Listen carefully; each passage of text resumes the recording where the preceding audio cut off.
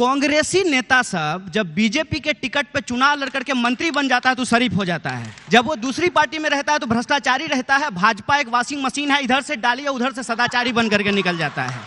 इस दल से उस दल में पलायन के कई अज्ञात कारण हैं भारत की राजनीति में। नेता कब अपनी निष्ठा बदल ले पता नहीं रहता। राजनीति अब उबर और ओला के प्लेटफॉर्म की तरह हो गई है। आप अपनी टैक्सी लीजिए, जब मन करे ओला में चलाइए, मन ना करे तो उबर में चलाइए। जिस प्लेटफॉर्म के पास सत्ता होगी, इस प्लेटफॉर्म पर हर दल से नेता आ जाएंगे। अभी बीजेपी का गुड टाइम चल रहा है।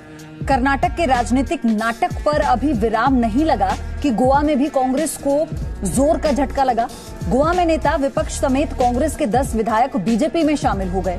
हम 2/3 यानी कि 10-15 में से 10 लोग आज कांग्रेस के लोग जो है, हम सब लोग एक ग्रुप करके भाजपा में हमने प्रवेश किया है। कल तक जो चंद्रकांत कावलेकर विपक्ष के नेता के तौर पर सरकार का विरोध करते थे, आज सीएम से हाथ मिला रहे हैं।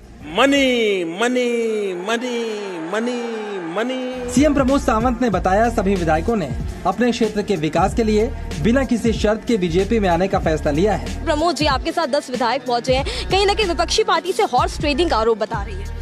हम फिर से एक बार वही कह रहा हूं, मैं कांग्रेस के जो विधायक आए हैं, without putting the any condition they have joined the Bharatiya Janata party.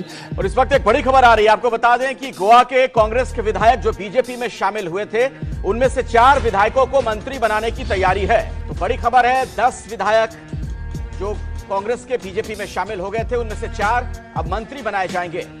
Congress से आए चंद्रकांत कावलेकर डिप्टी सीएम होंगे। राज्यसभा में तेलुगु देशम पार्टी के 4 सांसदों ने उपसभापति से मुलाकात की और बीजेपी में शामिल होने की बात कही। उन्हें बीजेपी की सदस्यता भी दे दी गई। जब तेलुगु देशम पार्टी बीजेपी से अलग हो गई, तब उसके नेताओं पर आयकर छापे पड़ने लगे और इन छापों को लेकर बीजेपी हमले करने लगी और टीवी में डिबेट होने लगा। सबसे ज्यादा हमला हुआ वाईएस चौधरी पर और सीएम रमेश पर। ये दोनों राज्यसभा सांसद हैं। बीजेपी इन्हें आंध्र प्रदेश का विजय माल्या कहने लगी।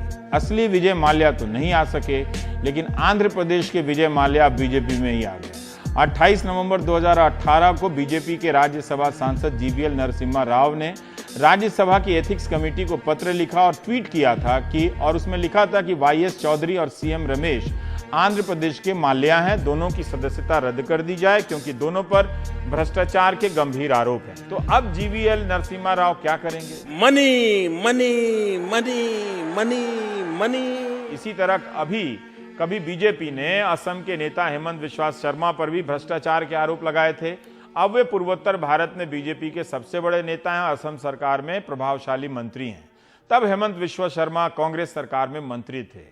बंगाल में मुकुल रॉय पर भी चिटफंड घोटाले में आरोप लगाया गया। मुकुल रॉय तृणमूल से अब बीजेपी में आ गए हैं।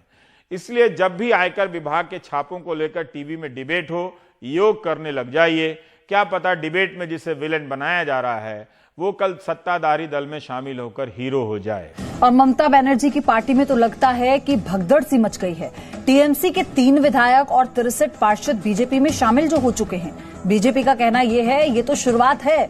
2021 में विधानसभा चुनाव से पहले टीएमसी के नेता 7 राउंड में बीजेपी का दामन थाम लेंगे। बीजेपी का दावा है कि अगले 2-3 महीने में ये हाल हो जाएगा कि पश्चिम बंगाल की 55 से 60 नगर पालिकाओं पर बीजेपी का कब्जा हो जाएगा। पैसे और पावर दोनों नंगे होकर नाच रहे हैं और डेमोक्रेसी की धज्जियां उड़ाई जा रही हैं। ये क्या डेमोक्रेसी के साथ मजाक नहीं है? ये ऐसा समझा जा सकता है। तो शांति से जरा थोड़ी देर बैठिए और सोचिए, अगर हम करें तो करें क्या, बोले तो बोले क्या। वाह मोदी जी, वाह वाह वाह। आपसे खतरनाक इस देश के लिए कोई हो नहीं सकता। आप जो मेरी आलोचना करते हैं वो मेरे लिए बहुत बड़ा खजाना है, वो मेरे लिए गोल्ड माइन है।